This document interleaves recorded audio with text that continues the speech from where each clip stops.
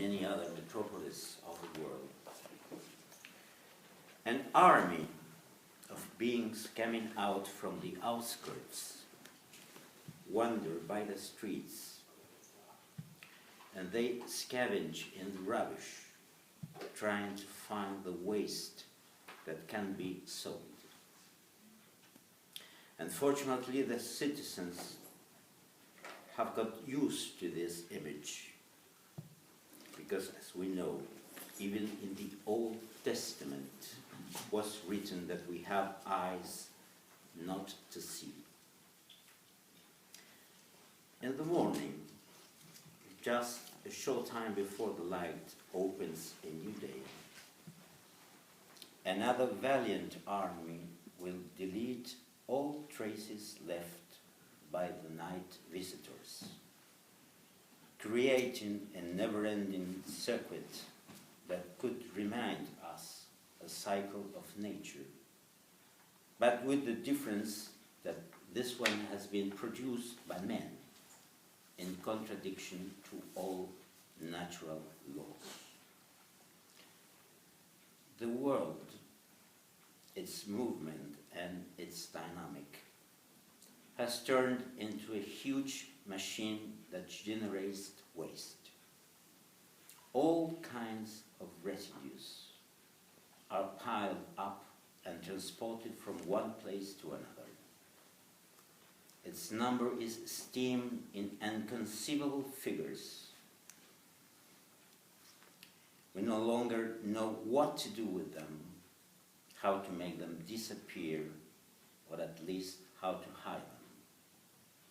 In spite of all the attempts that have been made to deny the evidence, the truth is that the waste cannot be eliminated. But it's more difficult to conceive the fact that the leftovers are also made of millions of human beings, those ones that have been rejected from the production process of the huge global factory. The growing up traffic of waste has created a fabulous business that generates unimaginable incomes. Every day, thousands of ships loaded with containers move the electronic and computer trash from the first world towards countries that have turned into real dumps. Whole cities in Asia and Africa have changed their natural landscape into high mountains of industrial poisoned crap. Even the own Chinese government has recognized that the 75% of the informatical world trash is dumped over their territory. For example, in Dessal city, more than 150,000 people work to recycle the tons of residues that arrive every day. Yet there is another kind of waste, even more troubling, much more difficult to reduce or to make disappear. The human waste. Considering that big prophetic test that was called the Holocaust, we don't know what will be the state of mind in the future, but at least by now, this matter cannot be dealt as a simple technical problem. For several reasons, which of course are not guaranteed forever, the transport, relocation, and hosting of human waste cannot be done by using the same procedure that is applied to the industrial trash, even if both kinds of remainders obey to the same logic. The synchronized functioning of the scientific discourse and the capital discourse that include in their dynamic the necessary and unavoidable mechanism of evacuation. Once his merchandise value is completely run out, the subject transformed into stool is dropped into the drain of modernity and becomes a disposable remainder. We cannot blame only the social paradigm for this situation. The degradation of human beings do not obey only to the exercise of a primary barbarism, because we have already had the proof that the hugest catastrophe in history wasn't an accident of modernity process, but it was planned under its name. We must understand the mechanism of the treatise rejection, in which people and things are equally included. And this is not a mere undesirable consequence of a collateral damage of the movement of progress or a side effect, but its last and final goal.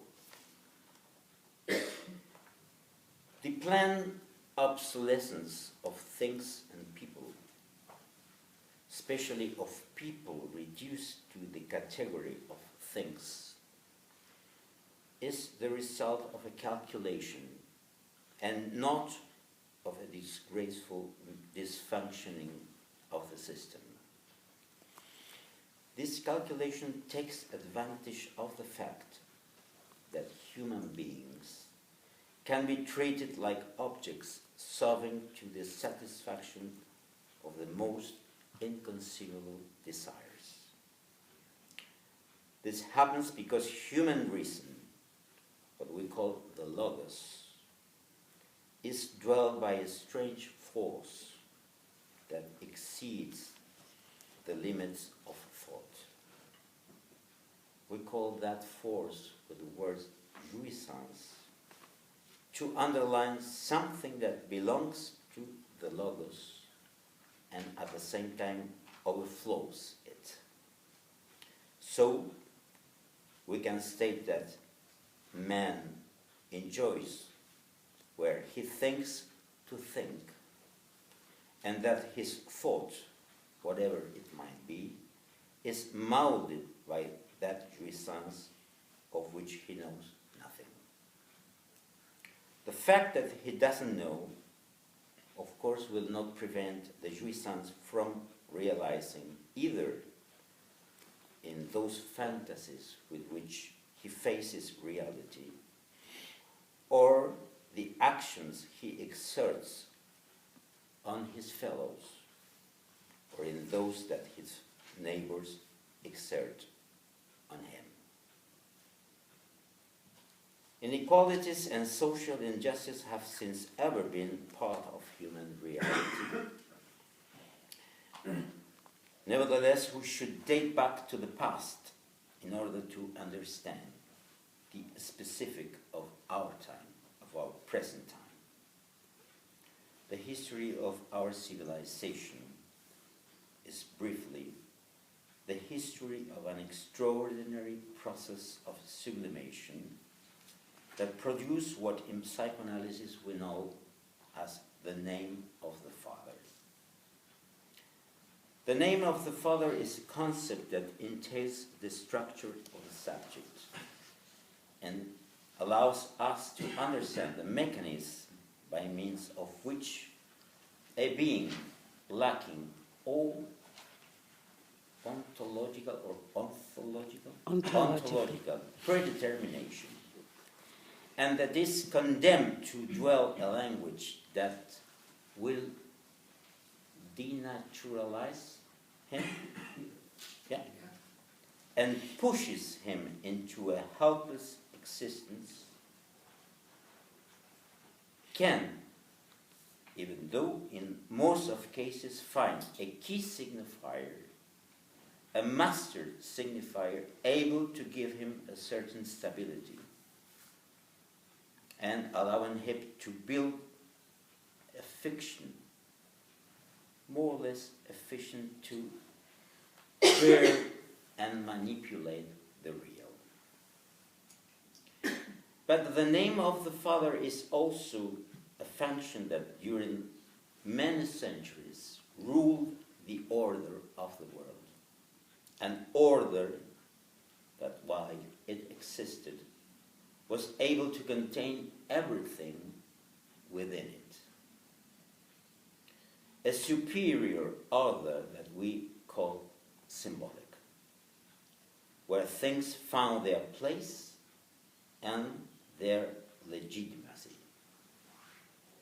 The ostracism, the forced exile, that was the previous punishment to death that in old Greek times was reserved for the members of high classes, was the only known rejection procedure. In spite of their life conditions, slaves were not excluded from the social bond. As an object belonging to the master, the slave was part of his world. For example, in Rome, in the ancient Rome, a slave was considered a member of the family. He had a very well-defined place in the stratification of the polis, and his existence was supported by the law. Even this way may sound strange today for us. The disposition of the life of a slave was not simply left to the master's discretion, who, on the contrary, was obliged to assume certain responsibilities and duties towards his slaves. Masters and slaves, men and gods, even separated by their differences, lived together within the interior of that closed order, that order of signification that was ensured by the name of the Father. When last year, the 26th of April, Ejected and Miller introduced the topic of the next Congress of the World Association of Psychoanalysis, he pointed out that this order world of the name of the Father went together with a certain notion of the real, a real that was immutable, a real that was defined as, I don't know if this translation will be more or less comprehensible for you, what always comes back to the same place. It's more or less okay? And the paradigm of which is nature and the regularity of its eternal laws. It's not easy to track the historic beginning of this progressive and unavoidable dismantling of the symbolic order established by the privilege of the name of the Father. But there is no doubt that modern science contributed dramatically in this sense.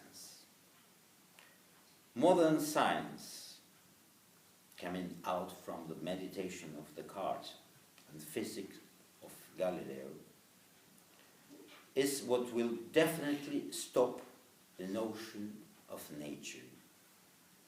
A notion that was based in the idea of a finite and visible world. Nature as a representation of a foreseen real, a real articulated to sense and harmony, will be little by little decomposed, and its destruction won't only be the consequence of an economical exploitation, but especially the effect of a discourse that has promoted a certain development of truth that makes superfluous the concept of nature itself. In other words, the degradation, the ecological degradation, cannot be understood just under the light of the raging human greed, but have been preceded by a metamorphosis of the concept of life itself, a metamorphosis that we must attribute to the scientific rationality. Like God, the name of the Father has left the stage, opening a new era in which that rationality will be definitely detached from ethics. And when management of people and things is delivered to the logic of science and capital, one of the first effects is the objectification of people and the personification of objects. Let me give you an example. Some days ago, a friend of mine, a philosopher, and I were having fun with Siri, that is, that amazing program of speech recognition that was developed by Apple company. You can talk to the phone, and a sweet and seductive virtual female secretary, I don't know why they have chosen a female voice, executes orders and answers to, let's say, almost all kinds of questions. So eager to put her in trouble, we asked her what was her opinion about the sexual life. Her answer was so human that we were astounded. I have no idea, she said. So by making blank slate of the order that was ruled by the name of the Father, modernity has produced a completeness, a fullness of the world, in the sense of a full conquer of reality. The discourse of modernity doesn't allow, or at least it makes as much as possible to prevent the existence of an outside, I mean an alternative discourse. The outside only exists through the ejected waste, especially the human waste. As the very well-known Zygmunt Bauman pointed out, the new fullness of the planet means essentially a severe crisis of the industry of elimination of human residues.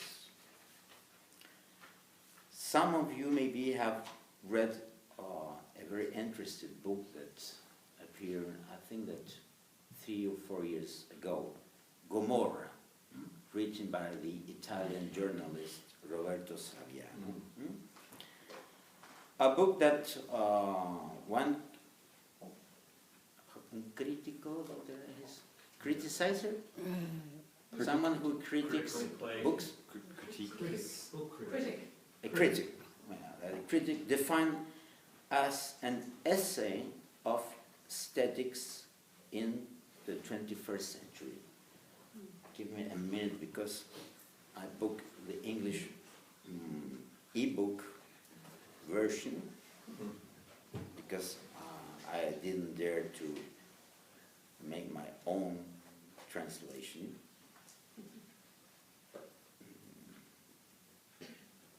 No.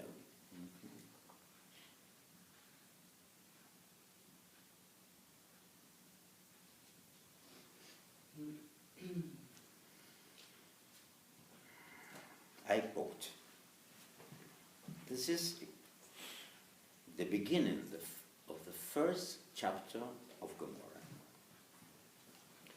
The container swayed as the crane hoisted it onto the ship. The spreader, which hooks the container to the crane, was unable to control its movement. So it seemed to float in the air. The hatches, which had been improperly closed, suddenly sprang open, and dozens of bodies started raining down. They looked like mannequins, but when they hit the ground, their heads split open as if their skulls were real. And they were. Men, women, even a few children came tumbling out of the container. All dead, frozen, stacked one on top of another, packed like sardines. These were the Chinese who never die, the eternal ones who trade identity papers among themselves. So this is where they ended up. The bodies that in the wildest fantasies might have been cooked in Chinese restaurants, buried in fields beside factories, or tossed into the mouth of Vesuvius. Here they were, spilling from the container by the dozen, their names scribbled on tags and tied with string around their necks.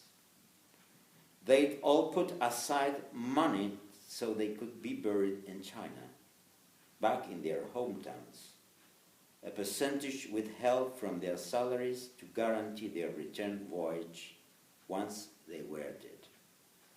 A space in a container and a hole in some strip of Chinese soil.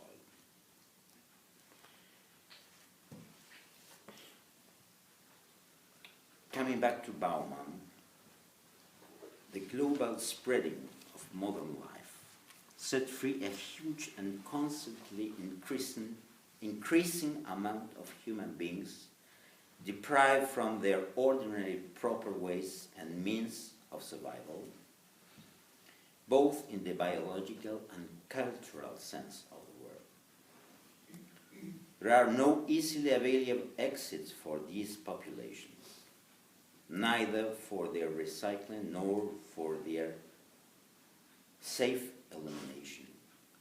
In other words, material and human waste form a new real, but it in this case is a real definitely out of sense, a real known, regulated by the predictability of a law, a real that is produced by a discourse that pretends to get rid of any kind of liability concerning the cause.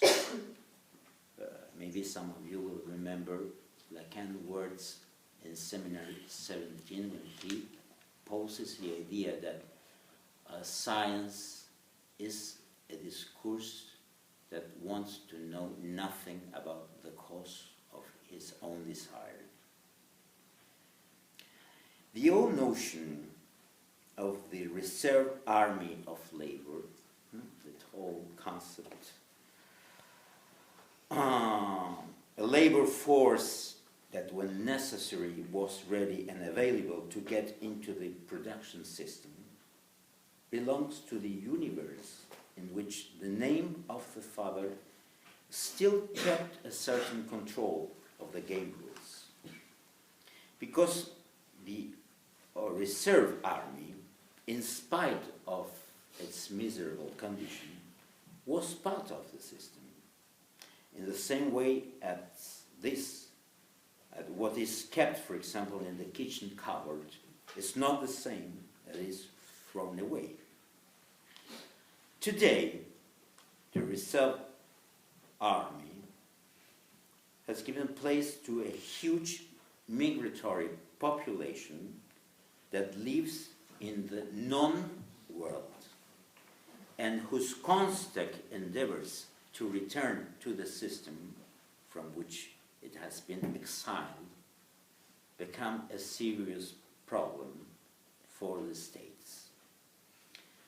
The states that since the last decades have renounced to their political function and work only as a task force and bodyguards of the international financial power. And in a world where producers die out for the benefit of an exponential increase of consumers, there are few people prepared to cope with their own detritus. We have been raised to satisfy immediately our desires, but nobody wants to assume the consequences. For example, when the workers that stayed in the poison bowels of the Japanese nuclear power plant of Fukushima, when they tried to go back to their homes, they found the dreadful rejection of their neighbors. Something similar to what was suffered by the Vietnam veterans or even the survivors of the concentration camps, because nobody wants to know anything about the messengers of disgrace, as Bertolt Brecht wrote. A disgrace produced by that rationality detached from any kind of moral obstacle. Unfortunately, we're very far from the possibility of perceiving in all its magnitude how this untenable growth of human residues will affect the everyday, more uncertain equilibrium. Probably one of the brightest intellectuals about this topic is the social psychologist Harald Welzer, a German man, who in his book The Climatic Wars predicts an increase of violence generated by the climatic change as a result of a suicidal manipulation of the real. And he says, I quote, "The climatic change is not only an issue of environment policy of high urgency, but at the same time it will turn into one of the most social challenges of modernity, threatening the opportunities of survival of millions of people, forcing them to massive migrations. This poses the inevitable question of how to deal with this migratory of irregular masses who can no longer live in those places where they belong to and that want to share the survival chances of the privileged countries." So, from different angles and expressed through a multiplicity of phenomena, we see that an unavoidable process gets a more and more serious consistency. The return effect created by the irrepressible expansion of a discourse that is ruled by the law of use and throw away, a law that is applied equally to people and things because both have lost their distinction. But we need to underline that this discourse gets its effectivity from an unconscious factor of the psychic structure that consists in the fact that the subject is, above all, in its more originary stages, an object of the desire of the other, and even an object of the jouissance of the other. Something that may become a giving, a gift, a love proof, but also a tribute, a blackmail, a kidnap, a manipulation, a negotiation, a sacrifice. As Freud wrote in Civilization and its discontent, men are not gentle, friendly creatures wishing for love, who simply defend themselves if they are attacked, but a powerful measure of desire for aggression has to be reckoned as part of their instinctual endowment. The result is that their neighbor is to them not only a possible helper or sexual object, but also a temptation for them to gratify their aggressiveness on him, to exploit his capacity for work without recompense, to use him sexually without his consent, to seize his possessions, to humiliate him, to cause him pain, to torture and kill him.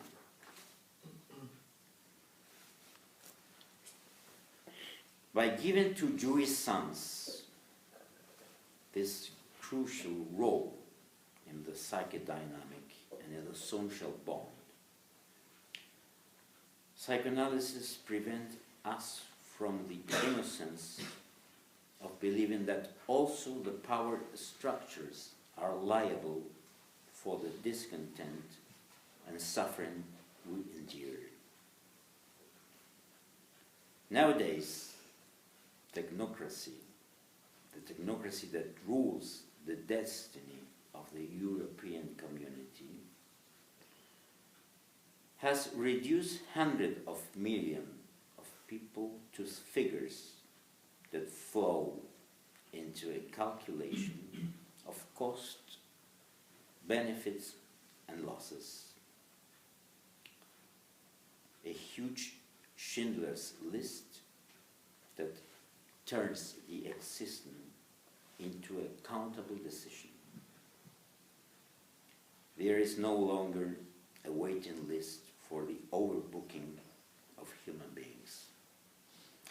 People that recently enjoyed the status of free citizens, taxpayers, users, and some other fictitious names, are being returned to their entity of negotiable objects.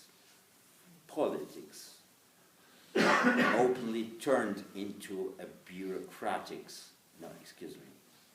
politics, openly turned into a bureaucratic and criminal management, has not only abandoned any moral responsibility, but it has also become one of the biggest threats for the subjectivity survival, and in some extent for the physical survival. Technopolitics has definitely lost the control of human waste and begins to be interested in the prevention of consequences. Of course, in order to armor plate just part of the social body against the dangerous and undecidable ebb of those who have been rejected to the known world. This is the new and most dramatic form of our current discontent in our civilization. If in Freud's time this discontent was basically produced by the repression of the drives, that was, of course, a necessary principle for the civilization process itself. Today, the uneasiness seems to stem from the contrary, from a jouissance without limits and constraints, of a push to a satisfaction that has knocked down the dams of morality, solidarity, and love, and feeds the obscene and infinite greed of the superego that demands sacrifice. Against this panorama, psychoanalysis has few weapons to fight against, even though psychoanalysts are beginning to discuss how to do in order to make possible that the analytical discourse make its way and gets a certain influence on politics. By now, our debate is full of questions rather than real actions. When Freud considered that the modern nervousness was caused by the sexual repression and that civilization was in a great measure responsible for the cause of the neurosis suffered by most of people, he was considering that psychoanalysis had